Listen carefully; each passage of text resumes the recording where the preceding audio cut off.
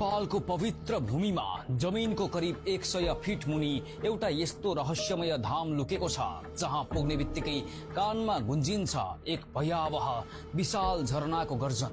यो झरना कुनै सामान्य पानी होइन, यो त धरतीलाई चिर्दै सिधै गुफाभित्र खस्ने अद्भुत दृश्य हो।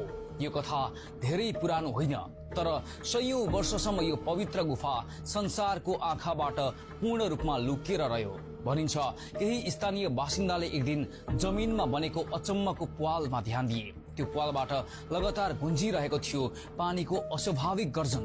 हिम्मतका साथ जब उनीहरूले त्यो प्वाललाई विस्तार गरे र भित्र पसे, उनीहरूले एउटा अद्भुत दृश्य देखे। उनीहरू पुगेका थिए जमिन मुनि लुकेर बसेको एक अद्भुत अलौकिक संसारमा। भित्र उनीहरूले देखे एक लामो घुमाउरो गुफा जसको अन्तिम किनारमा झल्कदै थियो एउटा स्वयम्भूको शिवलिङ्ग।